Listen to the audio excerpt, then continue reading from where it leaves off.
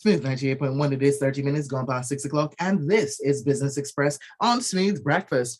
I am Sope Martins, and right now for what's going to be an interesting 15-minute conversation around climate change and Africa's and Nigeria's energy transition. I have got Jibola Taiwo, who's a manager with energy and infrastructure and investment banking over at Stanbic IBTC. Jibola, good morning. How are you? Good morning, Sope. Nice to meet you. I'm very well, thank you. How are you? Wonderful to have you on the show. I'm fantastic. Thank you. All right. Now, people, we are streaming live already up on youtube.com/smooth981 FM Lagos. Hello, good morning, YouTube. Good morning, world. You can join the conversation up on the live stream by using the live chat. Okay, so leave your comments up there and we'll be able to find them. You can also use the hashtag BusinessExpress981 on Twitter or send WhatsApp messages in to 0809 444 981. Angela, very interesting thing. I'm such a what's the word, proponent of having this conversation over and over and over again, because climate change is happening all around us. Weather patterns are shifting, getting more extreme. We're seeing dry seasons lasting for much longer and wet seasons getting real wet. And we also in Nigeria are dealing with the devastating effects of floods and so much more. Yeah. So okay, so what I'm going to do now is just go through something that is happening, that we've been seeing happening in the news, and that's COP27. So we had COP26, which was in Scotland last year, but COP27 is in Egypt, and I'm kind of liking that. But also, what does it mean for the significance of Africa in 2022 in the climate change conversation? Yeah, no, COP27 is very significant for Africa because it provides the opportunity to highlight the topics that are relevant to the region. To mention a few of those topics, firstly, Africa has contributed the least to global emissions, accounting 3%. Exactly, 3-4%, right? But the region is currently facing major impacts of the climate crisis, like you had mentioned, the floods and others, right? Secondly, the recognition that Africa's net zero emission target must be aligned with its need to grow and develop its economy is very important to us. And then thirdly, there's a need for the commitments that were made in COP26, right? And there's a need to deliver on those commitments to finance climate adaptation projects in developing countries. So COP27 is a decisive event for countries that are most vulnerable to climate change, which includes a lot of African countries.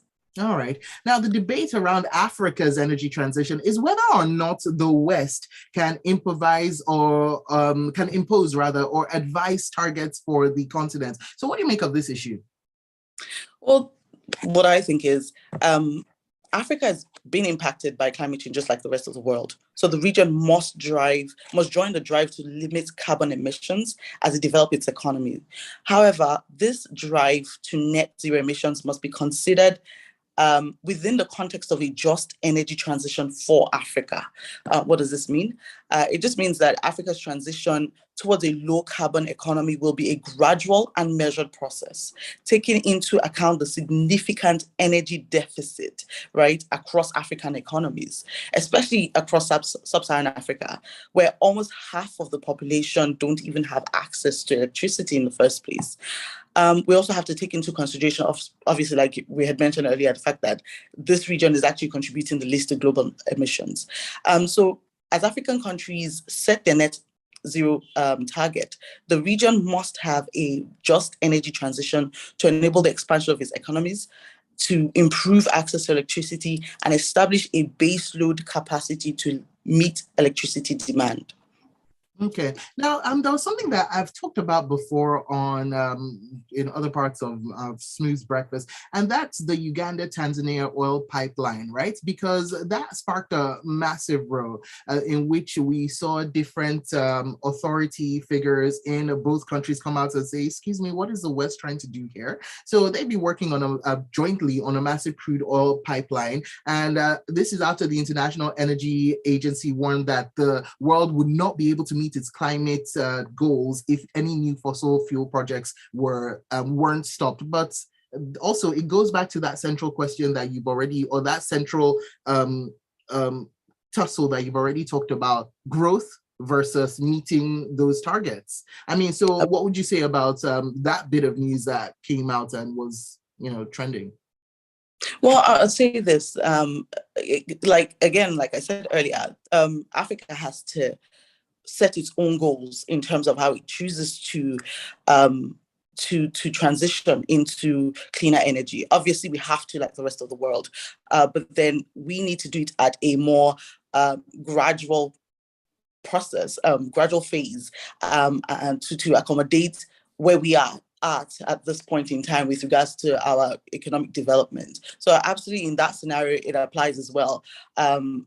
They need to decide how they want to go about setting their own goals, as opposed to being enforced. It's being enforced on them, basically. Now, speaking of enforcement, here's something that has been a real topic of debate with climate change and the countries and their responsibilities. And that's whether or not the more industrialized countries who basically have contributed the most towards the global warming should pay the less industrialized countries who have not contributed as much, but have been affected a lot more. Where would you stand on this? What would you say about that?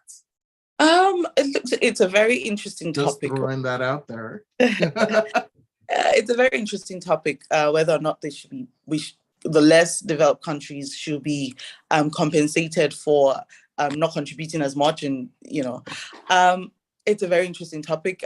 It's a very hot topic at this point in time. What do I think?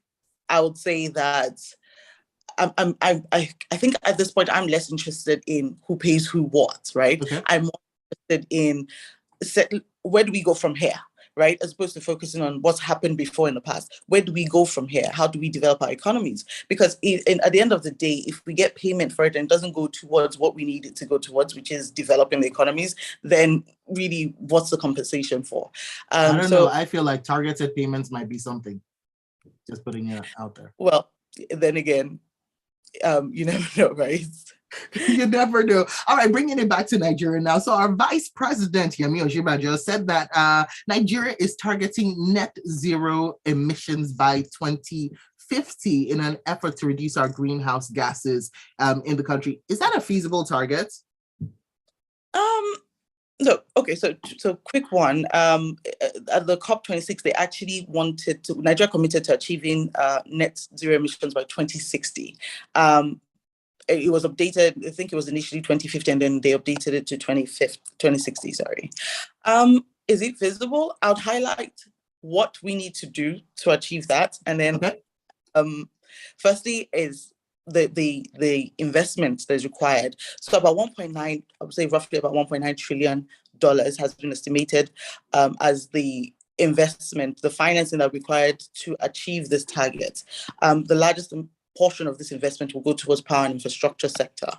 So firstly, Nigeria needs to consider how to raise finance to achieve this target.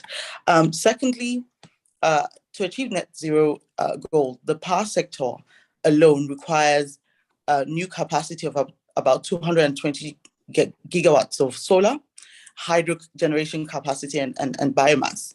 And then for storage, you need about 90 gigawatts of storage capacity and 34 gigawatts of hydrogen systems. Jibola, you're calling numbers, you're calling numbers, and they seem rather large. So that's what we need to take into consideration, right? When we're talking net zero target by 2060. In the shorter term, right, Nigeria's got a vision called 30-30-30, which is to achieve 30 gigawatts of electricity by 2030, with 30% of power generated from renewable sources. Then aside from power sector, if you look at the oil and gas sector, there needs to be a complete stop, basically, of gas flaring and crude oil spillage, right? Amongst other issues within that sector. In the cooking sector, there needs to be a switch from the likes of firewood, kerosene, charcoal, and the lot, to cleaner energy like LPG, electric stoves will be required. And then if you look at the transportation sector, there needs to be a transition from fuel-powered vehicles to CNG-powered vehicles, especially the commercial vehicles, the buses, the trucks, the heavy-duty vehicles. And in the longer term, introduction of electric vehicles in Nigeria to help reduce emissions. So based on this point I've touched on very quickly, we basically have our work cut out for us to achieve the 2060 net zero target. It went up down to 2050, but okay. Sorry, 2060 net zero targets. Okay, so now let's talk about our infrastructure setup. And by setup, I mean the deficit that we've got going on there. How does that impact those goals that we've set for ourselves? Sorry, can you repeat the question? I didn't quite catch that. So how does our Nigeria's infrastructure deficits impact our net zero goals? Yeah, well, so starting again, I'll speak to the sectors which I had mentioned earlier, some of them, and particularly because those are the sectors that were identified by the government as the ones that they want to use to target to reduce carbon emissions, right? So starting with the oil and gas sector, there's a deficit in the gas infrastructure in the country, right, that's promoting the pervasive gas flaring practice. And this is second to the most destructive, this is the second most destructive environmental pollutant in the Niger Delta after crude oil spillage. However, I do know that, due to government policies that's been introduced over the past few years, and there has been some slight reduction in gas flaring. Secondly, with regards to the power sector, currently we're being impacted by the lack of gas infrastructure and then the lack of transmission and distribution infrastructure as well. It's limiting electricity supply to the end user. So a lot of Nigerians do not have access to electricity. That's in addition to the fact that, there's a limited electricity supply.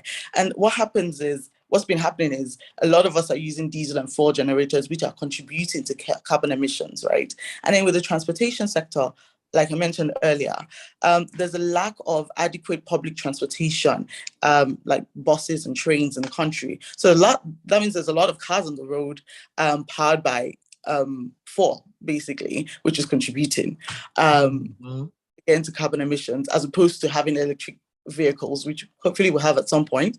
Sorry, my light's just gone off. It'll come back in a second. I'll just carry on. That's all right. Keep going.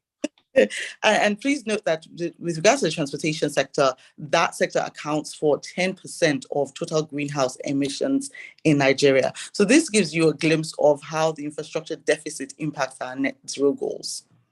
Okay. Now we've got a message in. Gilbert Musa from Festac, who says on climate change, Nigeria should act. Since 1995, during the conference in China, Nigeria was aware of climate change. We should focus on deforestation and desert encroachment for a start. By the way, can I say those?